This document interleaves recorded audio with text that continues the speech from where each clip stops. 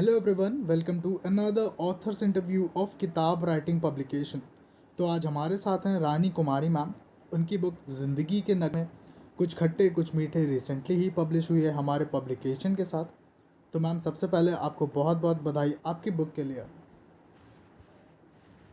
धन्यवाद सर। तो मैम, आपको कैसा लग रहा है आपकी बुक पब्लिश होकर मार्केट में आ चुकी है? जी सर, बहुत खुशी हो रही है और ये मेरी तीसरी बुक है जो मेरा पब्लिश हुआ है। इसके पहले आप ही के पब्लिकेशन पे मेरे नज्म मेरी नज़र से आई थी बुक, आज के 2 महीने पहले, 3 महीने पहले। और ये तीसरी बुक है जो आपके पब्लिकेशन से मैंने पब्लिश करवाया है, जिंदगी के नगमे कुछ खट्टे कुछ मीठे। तो इसमें मैंने जिंदगी के अनुभव, मेरे जो अनुभव है जिंदगी को लेकर, हमारे जीवन में जो जो घटित होते हैं, उनके बारे में मैंने कविताओं के माध्यम से अपने मनोभाव को अभिव्यक्त किया है। Okay ma'am. Ma'am, I want कि आप अपने फैमिली बैकग्राउंड के बारे में हमारी ऑडियंस के साथ शेयर करें।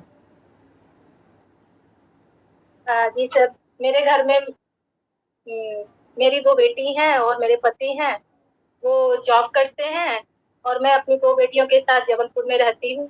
मेरे माता-पिता दोनों बिहार के हैं, मैं भी बिहार की हूँ। और मैं 3 बहन हूँ और 2 भाई हैं। दोनों भाई जॉब में हैं। दोनों, एक रेलवे में है और एक अकाउंटेंट है। ओके। और दोनों बहनें हाउसवाइफ हैं। Okay ma'am. तो मैम, आपने लिखने की शुरुआत कब कर दी थी? आई मीन, किस एज से आप लिख रहे हो और सबसे पहली बार आपने किस बारे में लिखा था? सर, मुझे याद है, जब मैं बचपन की बात करती हूँ, जब मेरे हिंदी के एक टीचर थे, बालमुकुंद सर, बालमुकुंद पांडे नाम था उनका। बहुत ही प्रभावित हुई थी मैं उनसे। और वो हमेशा क्रिएटिव करवाते थे हम लोगों से कि तुम ऐसा कुछ लिखो। कविताएं बहुत उनको पसंद थी और उनके उसके द्वारा कैसे अपनी भावनाओं का अभिव्यक्त, मुझे बहुत टफ लगता था। मेरे साथ एक मेरी क्लासमेट थी, वो बहुत अच्छा लिखती थी, तो मैं बहुत मतलब उसको देख के बहुत ज्यादा इंकरेज होती थी, लेकिन मैं वैसा लिख नहीं पाती थी। तो धीरे धीरे उन्हीं के द्वारा मुझे प्रोत्साहन मिला और मैंने लिखना शुरू किया था क्लास 9 से मैं शुरू की, लेकिन मैं वो उस तारतम्य में लगातार नहीं लिख पाई।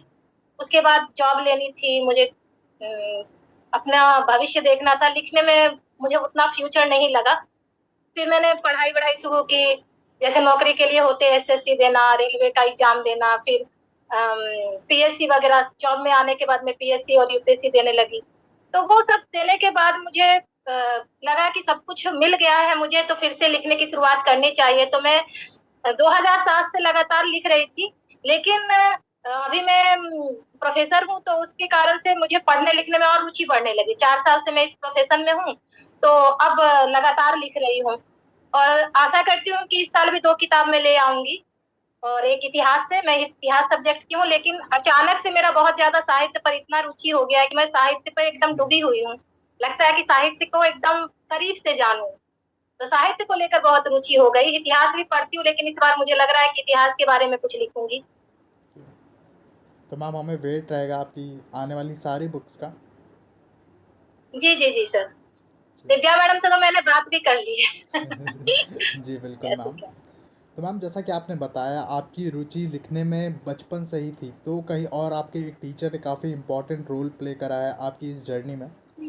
तो अगर जी सर। उन टीचर के अलावा आपको किन्हीं 3 लोगों के नाम लेने हो जिन्होंने आपको सबसे ज़्यादा सपोर्ट किया, जिन्होंने आपको सबसे ज़्यादा मोटिवेट किया, जिनका सबसे ज़्यादा रोल रहा है आपकी इस जर्नी में, तो वो 3 लोग कौन होंगे? जी सर, मेरे मेरी माँ बहुत ही इम्पोर्टेंट है। मेरे हर कदम में वो मेरा साथ दी है। जमाना, मैं बिहार की हूँ बेसिकली, तो वहाँ लड़कियों को बहुत ज्यादा फ्रीडम नहीं मिलता है, लेकिन उन्होंने शुरू से ही, मैं जब 12-13 साल की थी, उन्होंने कभी जमाने का नहीं सोचा। उन्होंने मुझे बहुत आगे बढ़ने के लिए प्रोत्साहित किया और कभी ये नहीं सोचा कि लड़की अकेली जा रही है कि क्या जा रही है। बहुत सपोर्ट किया। सबसे पहला रोल मेरी माँ का है, जिन्होंने मुझे आगे बढ़ने के लिए प्रोत्साहित किया। आजकल मैं उनसे बहुत ज्यादा तो रूबरू नहीं रहती, रोज बात नहीं करती, क्योंकि उनको पता है कि क्या कर रही है मेरी बेटी, लेकिन लेखनी में क्या कर सकती है उतना ज्यादा वो नहीं है। लेकिन उन्होंने हमेशा मेरे प्रोग्रेस के लिए बात की कि तुम ऐसा कर लो। और दूसरा, मेरी, अब टीचर को आपने बोला, लेकिन मैं उनको टीचर नहीं मानती, एज ए गार्जियन मानती हूँ, रंजना दुबे मैडम, जिन्होंने मुझे प्रोत्साहित किया। और मेरी 1-2-3 फ्रेंड है, नंदिनी साहू, बिन्नी शाही, अमित ताम्रकार सर, और एक और सर हैं जिन्होंने मुझे बहुत ही इनडायरेक्टली प्रोत्साहित किया, अलकेश चतुर्वेदी, जिन्होंने मुझे मेरे को गाइड भी रहे, मतलब को गाइड नहीं कर सकते हैं, गाइड रहे हैं, नकारात्मक सकारात्मक रूप से उन्होंने प्रोत्साहित किया कि मैं लिख सकूं कुछ। तो जीवन में आपकी बहुत सारी ऐसी घटनाएं होती हैं जो मैंने बोला अभी कि मैं पहले नहीं लिखती थी इतना ज्यादा, लेकिन जब आपके जीवन में कुछ घटित होता है बहुत बुरा या बहुत अच्छा, तो आप लिखने की, मुझे लगता है कि जितने भी लेखक या कवि हुए हैं उनके जीवन में जो घटनाएं बुरी होती है ना, जो उनको अंदर से झकझोर देती है, वो उनको लिखने के लिए प्रोत्साहित करती है। चाहे आप कुमार विश्वास को ले लीजिए, चाहे आप अमृता प्रीतम को ले लीजिए, इन लोगों के जीवन में ऐसी घटनाएं घटी जो उन्होंने उनको लिखने के लिए प्रेरित किया। तो मेरे जीवन में एक व्यक्ति ऐसा था जिसने मुझे लिखने के लिए प्रोत्साहित किया। Okay ma'am. तो मैम जैसा कि आपने बताया आपको भी किसी ने और ने इंस्पायर किया लिखने के लिए, तो क्या आप इस पूरे के पीछे इसकी स्टोरी या फिर किस तरह से आप इंस्पायर हुई शेयर करना चाहेंगे? सर देखिए, कई चीजें होती है कि मैं पिछले 17 साल से जॉब कर रही हूँ। 13 साल में रेलवे में थी, इसके बाद मैं इस प्रोफेशन में आई। मेरे लिए नया प्रोफेशन था, मैं इस प्रोफेशन को बहुत अच्छे से समझ नहीं पा रही थी। धीरे धीरे एडजस्ट हुई मैं, लेकिन लोगों को समझने का जो दायरा है यहाँ मुझे बढ़ा। मतलब वहां भी थी, लेकिन वहां पर एक प्रेमाइसेस में थी। यहाँ लोगों से मिलने से, बच्चों से मिलने से मैं बहुत सारी उनकी भावनाओं को समझ सकी, वो क्या कहना चाह रहे हैं, या मैं उनके साथ कितना एडजस्ट कर पा रही हूँ। आप नए माहौल में जाते हैं तो आपको बहुत कुछ सीखना होता है। तो मैं ये सब मुझे अंदर का जो भाव था, मेरी एक टीचर है, उन्होंने बोला रानी तुम कभी किसी से बहस करके कुछ नहीं जीत सकती हो, तुम्हें अपना मुकाम हासिल करना है, तुम्हें अपने विचार लोगों तक पहुंचाने हैं, तो तुमको लिखना ही होगा। और मैंने लिखकर वो चीज साबित करने की कोशिश की कि मेरे अंदर के जितने अवसाद है, मेरे अंदर की जितनी भावनाएं हैं, मैं उसको अभिव्यक्त कर सकूं। इससे आपके अंदर का जो खुशी होता है, आपके अंदर की जो वेदना होती है, पीड़ा होती है, गुस्सा होता है, सब शांत हो जाता है। तो मैंने लिख के अपनी बात रख दी, वो लोगों तक उसको कन्वे करेंगे, और चिल्ला के बोलने से या करने से कुछ नहीं होने वाला, ये मुझे ये सीख मिली। और जिंदगी की जो कड़वाहट है उसने मुझे बहुत प्रोत्साहित किया। मतलब मुझे नकारात्मकता मिली, लेकिन मैंने उसको सकारात्मकता में बदल दिया। जी मैम। तो ये चीजें थी, मैं बहुत डिप्रेशन में चली गई थी उस समय। जी मैम। तो मैम हम कह सकते हैं कि नेगेटिविटी से बाहर आने के लिए हम राइटिंग का भी सहारा ले सकते हैं। बिल्कुल बिल्कुल बिल्कुल सर, बहुत जरूरी है। मुझे लगता है हर व्यक्ति में होता है कुछ ना कुछ योग्यता, कुछ ना कुछ अंदर की प्रतिभा होती है, लेकिन हम लोग उसको पहचान नहीं पाते हैं। लेकिन आपकी जिंदगी में जब कोई घटनाएं घट जाती है, या कुछ लगता है कि कुछ तो हुआ है, इसके लिए मुझे कुछ करना है, तो वो आपको सकारात्मकता, दो चीजें होती है हमारे, आप देखो ना कश्मीर में जो कुछ हुआ, बच्चे पत्थरबाजी करने लगे या कोई आतंकवादी बन जाता है, तो घटनाएं जो होती है बहुत निर्भर करती है आप कुछ दिशा में, कई लोग उसको अच्छी दिशा में ले जाते हैं, कई लोग उसको निगेटिव दिशा में ले जाके अपना जीवन तबाह कर देते हैं। तो हमारी बेटियों के साथ कई चीजें हो जाती हैं, वो उनको वही सोच कर वो सुसाइड कर लेती हैं, ये गलत है। अगर वो सोचे कि मेरे साथ जो हुआ है वो तो मेरी उसमें क्या गलती थी। मैं आजकल जितनी भी पेपर में पढ़ती हूँ, राजनीति को बहुत करीब से सोचती हूँ, महसूस करती हूँ, तो लगता है कि व्यक्ति को हर नकारात्मक चीज से, हर नकारात्मक व्यू में अपना सकारात्मकता देखना चाहिए, और वही आपको अग्रसर करेगा अपनी मंजिल की ओर। और फिर आपको जो सेटिस्फेक्शन महसूस होगा वो और किसी चीज में महसूस नहीं होगा। ईश्वर पर विश्वास रखो। जी बिल्कुल मैम, बहुत अच्छा लगा मैम। तो मैम आपकी फेवरेट बुक और फेवरेट ऑथर कौन है? मैं मैत्रेयी पुष्पा को, अमृता प्रीतम को बहुत पसंद करती हूँ। अमृता प्रीतम मुझे मुझे बहुत प्रभावित की है, और उन्होंने जो लिखा है बिल्कुल उनकी जीवन की घटनाएं जो है कहीं मुझे अपने समकक्ष लगती है, बहुत ही प्रभावित रहती हूँ मैं उनसे। उनकी लगभग सारी बुक्स मैं पढ़ चुकी हूँ, और जब भी मिलता है उनके बारे में तो उनको और खंगालने लगती हूँ। तो महादेवी वर्मा भी मुझे बहुत प्रभावित करती। मुझे फीमेल और प्रेमचंद, निराला, दिनकर, ये सब जो कवि हैं वो बहुत प्रभावित किए हैं मुझे अपनी जिंदगी में। मैंने जैसा कि बताया मैं इतिहास की हूँ, पहले मैं इतिहास में डूबी रहती थी, पिछले 2 साल से मैं साहित्य पहले भी पढ़ती थी, लेकिन अब साहित्य को बहुत करीब से महसूस करके पढ़ती हूँ, उसके दृष्टिकोण को पढ़ती हूँ।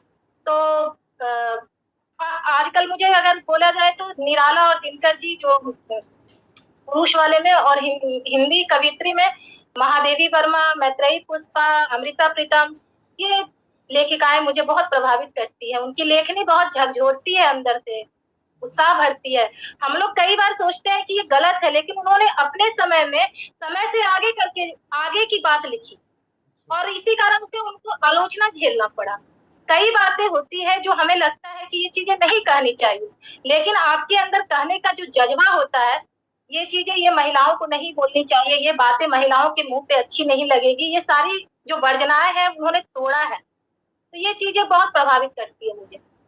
Okay ma'am. तो मैम आप अपनी ये बुक ज़िंदगी के नगमे कुछ खट्टे कुछ मीठे किस किस को डेडिकेट करना चाहेंगी? मैडम सर, मैंने अपनी बेटियों को समर्पित किया है। मुझे लगता है कि मेरी जो लाइफ है बहुत ही स्ट्रगल भरी रहती है और मेरी दोनों बेटियां बहुत छोटी हैं, लेकिन इस बीच भी मैं उनके समय को ही लगता है कि मैं अपने समय में समाहित करती हूँ और उसमें समय निकाल कर जो उनको देना चाहिए मुझे, मैं उसी टाइम में लिखती हूँ। तो मैं उन्हीं दोनों को समर्पित की हूँ, ओके मैम। अपनी बेटियों को। Okay ma'am. मैम जैसा कि आपने बताया आपकी लाइफ में काफ़ी स्ट्रगल रहा है और आपने कहीं बीच में राइटिंग आपकी बीच में छूट भी गई थी, आपके प्रोफेशन में आपने एक जॉब पाई, इसके बाद आपने फिर से राइटिंग को कंटिन्यू किया। तो इस बीच में आपने किन किन चैलेंजेस को फेस किया और राइटिंग में किस तरह से खुद को उभारा? सर मैंने बताया जैसे कि मैं जब मैं 20 इयर्स में जॉब में आ गई थी, 20 साल की उम्र में मैं रेलवे ज्वाइन कर ली थी। उस समय मुझे दो नौकरी मिली थी, मैंने रेलवे ज्वाइन किया था और उसके बाद मैं रेलवे में आकर बिल्कुल एक होता है खुशी जॉब पाने की। 2 साल मैंने पढ़ाई नहीं की, 22 साल हो गया मुझे, तो फिर मुझे लगा कि पढ़ाई करनी चाहिए। तो 2010 7 में 6 में मेरी नौकरी लगी थी, 9 में फिर मैंने पढ़ना शुरू किया। मैंने एमए में एडमिशन लिया और हिस्ट्री से वो किया और ग्रेजुएशन मेरा ऑनर्स है हिस्ट्री से। तो मैं हिस्ट्री को ही पढ़ती थी और बहुत लिखती नहीं थी, लेकिन विचारों से अब तक टाइम नहीं मिल पाता था। धीरे धीरे मैंने जब रेलवे में ज्वाइन की तो वहां पर एक पत्रिका आती थी जिसमें मैं कुछ कुछ लेख देती थी, कविताएं लिख कर देती थी। तो वो उसने मुझे प्रेरित किया, लेकिन इस बीच मैं तैयारी करती रहती थी, पीएससी वगैरह की तैयारी करती थी। तो उसमें आपको टाइम आप कहीं और वेस्ट नहीं कर सकते हैं। तो उस समय भी मैंने लगभग नहीं लिखा था। मैंने लिखना शुरू किया अभी हाल ही से 2019 से 2019 से लगातार मैंने लिखा, लेकिन उसके पहले मैंने नहीं लिखा। मैं लिखती नहीं थी, मैं पढ़ाई पे बताई ना, मैं चाहती थी कि और ऊपर जाना है तो पीएससी वगैरह की तैयारी करती रहती थी, एग्जाम देती रहती थी। तो इन्हीं बीच मेरा टाइम नहीं मिल पाता था। लेकिन जब मैं प्रोफेसर के जॉब में आ गई तो फिर मुझे लगा कि अब ये सब छोड़ के मुझे लिखने पे ध्यान देना चाहिए। तो फिर मैंने लिखना शुरू किया, लेकिन अगर बोले कि बहुत गहराई से कब लिखना शुरू किया तो 2022 से। मतलब 2022 से मैं बस दिन रात वही सोचती हूँ कि क्या लिख दूं, और उसके पहले लिखती थी महीने में 2-3 बार 4 बार। जी। Okay ma'am. तो मैम आप इस इंटरव्यू के थ्रू उन लोगों को क्या बोलना चाहेंगे जिनका लाइफ आगे बढ़ने के साथ उनकी राइटिंग, उनका पैशन राइटिंग के टुवर्ड्स कहीं पीछे रह जाता है, तो उन लोगों को आप क्या बोलना चाहेंगे? सर मुझे लगता है राइटिंग स्किल तो हर व्यक्ति में होता है, लेकिन कौन अपनी भावनाओं को किन शब्दों से अभिव्यक्त कर सकता है वो कुछ ही लोगों में होता है। हर व्यक्ति तो नहीं लिख सकता है, आप भी समझ सकते हैं। जी। हर व्यक्ति नहीं लिख सकता। किसी का गद्य में बहुत अच्छा लिखता है, कोई पद्य में बहुत अच्छा लिखता है, और कई लोग ऐसे होते हैं जो दोनों में लिख सकते हैं। हाँ। मतलब हमें लगता है कि जो जो लिखते हैं वो दोनों में लिख सकते हैं, लेकिन मेरे चारों ओर जो मेरे सामने जो है वो लोग बोलते हैं मैं तो लेख लिख सकता हूँ लेकिन कविताएं नहीं लिख सकता हूँ। मैं भी ऐसा सोचती थी कई वर्ष पहले, लेकिन बाद में लगा कि मैं भी लिख सकती हूँ। लिखते लिखते अब मेरी तो हैबिट हो गई है, मैं कविता 5 मिनट में लिख देती हूँ। तो ये जो मेरा मानना है कि आप जो भी व्यक्ति लेखन कर रहा है उनको लिखने के साथ साथ एक जॉब तो करना ही चाहिए, उससे आत्मविश्वास होता है। अभी मुझे मेरे बुक से कोई प्रॉफिट नहीं होता है, कोई मतलब, लेकिन मैं अपनी सेटिस्फेक्शन के लिए, अपनी आत्म संतुष्टि के लिए लिख रही हूँ। मुझे इन्वेस्ट करना है और जिंदगी भर करूंगी, मुझे 1 रुपया ना आए, क्योंकि मेरे पास जॉब है, मैं अपना घर चला सकती हूँ। उसी तरह से जो व्यक्ति लिख रहा है मुझे उससे यही कहना है कि पहले आप जॉब ले लो, फिर आप खुलकर कुछ लिख सकते हो, कुछ काम कर लो, जॉब ही नहीं कुछ काम भी कर ले आप, उसके बाद लिखिए। लेकिन सिर्फ लेखनी से हमारा पेट नहीं भरेगा। कई ऐसे हैं, देखिए नागार्जुन को देखिए, बाबा नागार्जुन गरीबी में, मुंशी प्रेमचंद गरीबी में, बोला जाता है कि उन्होंने उन्होंने उनको मिला था साधन, लेकिन उन्होंने यूटिलाइज नहीं किया। लेकिन सिर्फ लिखने से कुछ नहीं होता है, लिखने के साथ साथ आपके पास जीविका चलाने के लिए एक अस्थायी साधन होना चाहिए, तब आपकी लेखनी और उभर कर आएगी। पेट भरा रहेगा ना तो लेखनी ज्यादा अच्छा से होता है मेरे अनुसार से। लेकिन अगर उसमें दर्द तो दिखेगा, मुंशी प्रेमचंद की कहानी हम देख ले तो दर्द मुझे दिखता है, दिनकर की कविताओं में देख ले सब कुछ मिलता है हमें। लेकिन अगर हमें मेरे पास कुछ अस्थायी साधन है तो हम अपनी लेखनी को और वजनदार तरीके से लिख सकते हैं, अपने बातों को और वजनदार तरीके से रख सकते हैं। जी बिल्कुल मैम। तो मैम आपका ओवरऑल एक्सपीरियंस कैसा रहा हमारे किताब राइटिंग पब्लिकेशन के साथ? बहुत अच्छा रहा सर। मेरी ये दूसरी बुक आपकी पब्लिकेशन में है और दिव्या मैडम भी अच्छी हैं, सपोर्ट करती हैं। उम्र में छोटी है, बोलना नहीं चाहिए, कभी कभी उनका थोड़ा सा मुझे लगता है एज के कारण थोड़ा सा वो अपने आप को एक्सप्रेस नहीं कर पाती है, बाद में उनको रियलाइज होता है, जो भी हुआ हो। लेकिन कोई भी चीज आप अगर कोई बिजनेस चला रहे हो या पब्लिश कर रहे हो तो बहुत सी परिस्थितियां आपकी विपरीत भी होती है, सबको सामना करना चाहिए, सबका जो है व्यू लेकर चलना चाहिए। आपको ऑथर ऐसे भी मिलेंगे जो आपको इरिटेट करें, आपके ऑथर ऐसे भी मिलेंगे जो आपसे बार बार पूछे। तो ये चीजें जो है दिव्या मैडम का मेरे साथ बहुत अच्छा रहा है, लेकिन कई बार मैं उनको देखती हूँ तो वो परिस्थितियों से मजबूर दिखती है मुझे। ये सब अपने आप में हावी नहीं होना देना चाहिए, उम्र के साथ उनका वो चीज भी खत्म हो जाएगा मुझे लगता है, क्योंकि अभी बहुत कम उम्र की लगती है मुझे। तो लेकिन बहुत अच्छी है। मेरी दूसरी बुक और तीसरी बुक भी मैं उन्हीं के उसमें करवाऊंगी पब्लिश। बस उम्र का तकाजा जो उनका है ना, वो मैं बोलूंगी कि वो परिस्थिति के अनुसार सही हो जाएगा, लोगों को वो समझना शुरू कर दें। जैसे कई बार कुछ अच्छा होता है, कुछ बुरा होता है, उसको पचाने की शक्ति होनी चाहिए, तभी हम सफल हो सकेंगे। जी मैम। एक मैच्योरिटी होनी चाहिए। जी मैम। तो मैम आपके पास कोई सजेशन हो हमारे पब्लिकेशन के लिए, या कुछ लगता हो आपको जो हम अपने पब्लिकेशन में इम्प्रूव कर सकते हो, तो आप हमसे शेयर कर सकते हैं। सर बहुत अच्छा है आपका पब्लिकेशन। देखिए सब कुछ पैकेज पे निर्भर करता है, हम जैसा पैकेज लेते हैं वैसी सुविधाएं मिलती है। तो आपके पब्लिकेशन में पैकेज है और आप पैकेज के अनुसार ले रहे हैं, अब मैं उसमें बोलूं कि मुझे ये भी मिले जाए वो भी मिल जाए, ये जो है वो गलत है।